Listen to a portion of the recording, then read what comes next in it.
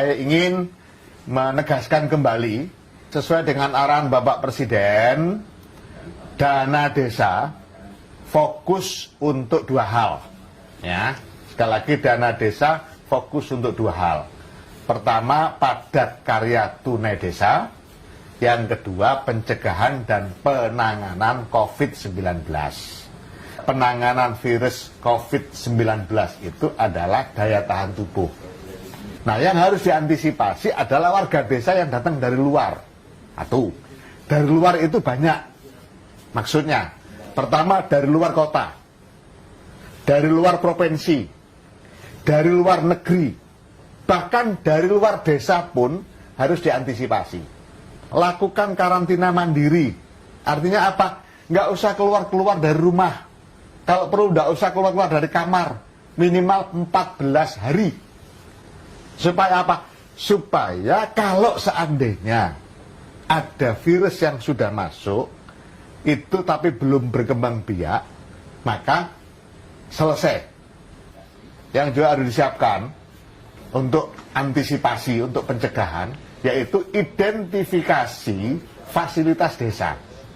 Untuk desa yang sudah terbuka, desa yang dekat-dekat dengan desa yang sudah terkena, atau daerah yang sudah terdampak, misalnya, lakukan penyemprotan disinfektan.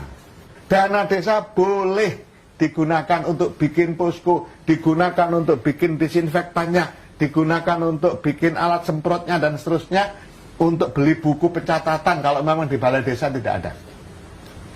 Nah, ini penting banget. Selalu saya tekankan tempat-tempat umum.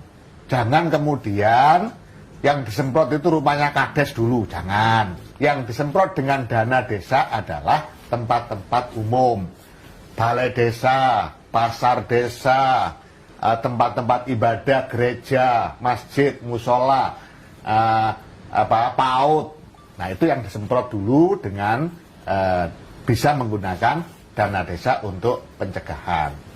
Nah, sahabat desa yang saya hormati dan saya banggakan, selain penanganan, pencegahan dan penanganan, dana desa juga harus digunakan untuk padat karya tunai desa.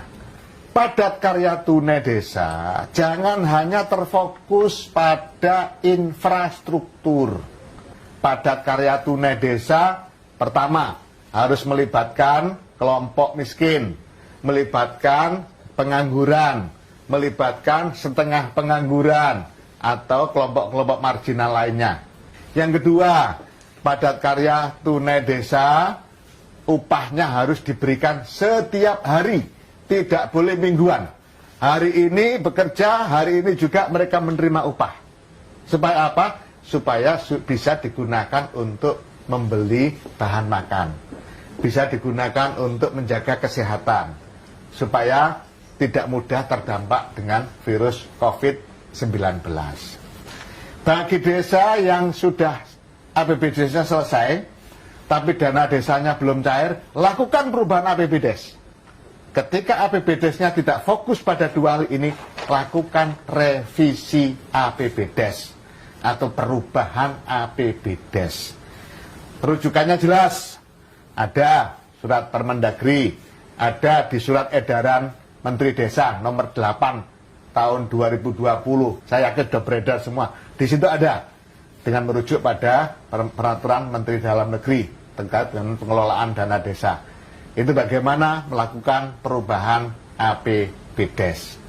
Fokus dua hal, padat karya tunai desa dan urusan COVID.